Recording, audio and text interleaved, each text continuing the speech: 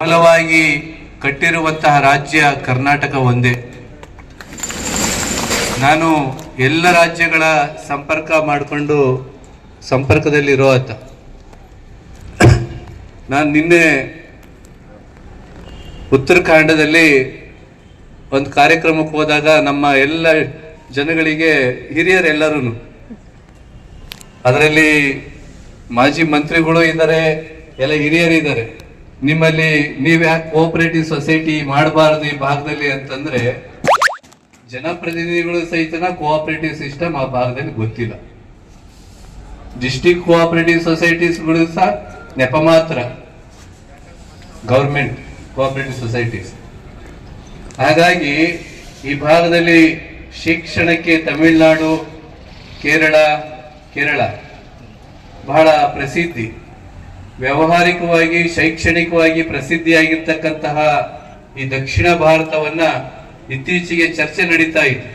ದಕ್ಷಿಣ ಭಾರತದ ಆಧಾರದಲ್ಲೇನೆ ಉತ್ತರ ಭಾರತದ ಜನಗಳ ಜೀವನ ನಡೀತಾ ಇದೆ ಅಂತಂದ್ಬಿಟ್ಟು ಅದು ಆ ವಾಯ್ಸ್ ಪ್ರಬಲ ಆಗ್ಬೇಕು. ಅದಕ್ಕೆ ಅಂಕಿ ಅಂಶಗಳು ಇವತ್ತೆಲ್ಲ ಸಾಬೀತಿಂದನೇ ನಾವು ನಮಗೆಲ್ಲ ಸೌಲಭ್ಯ ಸಿಗ್ತೈತೆ ಅಂತಂದ್ಬಿಟ್ಟು ಕೆಲವರು ಸಂಸದರು ಹೇಳ್ತಾ ಇರ್ತಕ್ಕಂಥದ್ದು ನಮ್ಮ ರಾಜ್ಯಕ್ಕೆ ಮಾಡುವಂತಹ ಅವಮಾನ ಅಥವಾ ಅಂತ ನಮಗೆ ಅನ್ಸುತ್ತೆ. ಈ ಹಿನ್ನೆಲೆ ಯಾಕೆ ಹೇಳ್ತೀನಿ ಅಂತಂದ್ರೆ,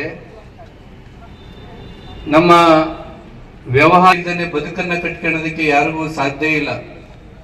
ಭಗವಂತನನ್ನ ಮುಕ್ತಿಗೋಸ್ಕರನ, ಆನಂದಕ್ಕೋಸ್ಕರ ನಂಬಿಕೆ ಬೇಕೇ ಹೊರತು, ಬಹಳ ಜನ ಭಗವಂತನನ್ನ ಜೀವನೋದ್ದೇಶಕ್ಕೋಸ್ಕರನೇ ಅವಲಂಬಿಸ್ತಾರೆ. ಜೀವನ ಹೆಂಗ್ ಮಾಡಿದ್ರೆ ಯಾರ ಮನೆತನಗಳು ಉದ್ಧಾರ ಆಗ್ತವೆ, ಹಣೆಗೆ ಹೆಂಗ್ ಬರೆದಿದೆ ಹಂಗ್ ನಡೆಯುತ್ತೆ. ಮನೆಗೆ ಮಾತುಗಳು, ಹಣೆಗೆ ಹೆಂಗ ಬ್ರಹ್ಮ ಬರೆದಿರ್ತಾನೆ ಹಂಗ್ ನಡೆಯುತ್ತಪ್ಪ. ಆಯ್ತು, ಚಾ ಕುಡಿಯೋದು ಎಲ್ಲ ಬೀದಿ ಸುತ್ತಿಕೊಂಡು ಯಾರಿಂದನೋ ಬೆನ್ನತ್ಕೊಂಡು ಹೋದ್ರೆ ಮನೆತನಗಳು ಹೆಂಗ್ ಹೋಗ್ತವೆ, ಮಕ್ಕಳು ಹೆಂಗ ಅಭಿವೃದ್ಧಿ ಆಗ್ತದೆ. ಹಾಗಾಗಿ ಇದು ಸುಳ್ಳು. ಹಣೆ ಬರಹ ಅನ್ನುವಂಥದ್ದೇ ಶುದ್ಧ ಸುಳ್ಳು. ಹಾಗೆ ಹೇಳ್ಬೇಕು ಅಂತಂದ್ರೆ, ಭಗವಂತ ಪ್ರತಿಯೊಬ್ಬ ಮನುಷ್ಯನ ಹುಟ್ಟಿಸ್ಬೇಕಾದ್ರೆ ಅಥವಾ ಜೀವಿಯ, ಅದರಲ್ಲೂ ವಿಶೇಷವಾಗಿ ಮನುಷ್ಯನನ್ನ ಹುಟ್ಟಿಸ್ಬೇಕಾದ್ರೆ ಒಂದೊಂದು ಮನುಷ್ಯನಿಗೂ ಸಹಿತನ ಬಿಳಿ ಹಾಳೆಯ ರೀತಿಯಲ್ಲಿ ಹುಟ್ಟಿಸ್ತಾನೆ.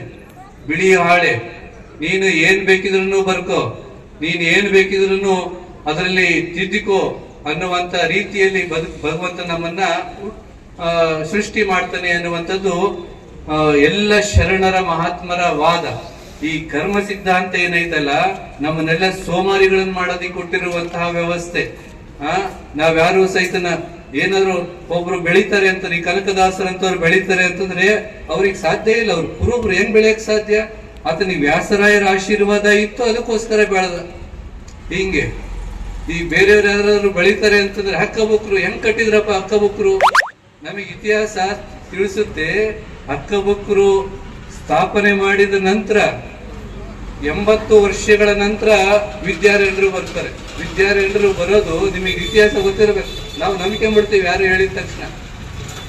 ಈ ಇಡೀ ದಕ್ಷಿಣ ಭಾರತವನ್ನ ಸಾಂಸ್ಕೃತಿಕ ದಾಳಿಯನ್ನ ತಡೆದಂತಹ ಮಹಾವೀರರ ಹಕ್ಕಬುಕ್ರ ಅವರು ಸ್ವಸಾಮರ್ಥ್ಯದಿಂದ, ಇಚ್ಛಾಶಕ್ತಿಯಿಂದ ಸಂಕಲ್ಪ ಮಾಡಿ ಈ ಭಾಗವನ್ನ ಕಟ್ಟಿದ್ರೆ ಹೊರತು ವಿದ್ಯಾರಣ್ಯರ ಆಶೀರ್ವಾದ ಅಂತ ಅಂದ್ಬಿಟ್ಟು ಅದನ್ನ ಸೇರಿಸ್ಬಿಟ್ಟಿದ್ದಾರೆ.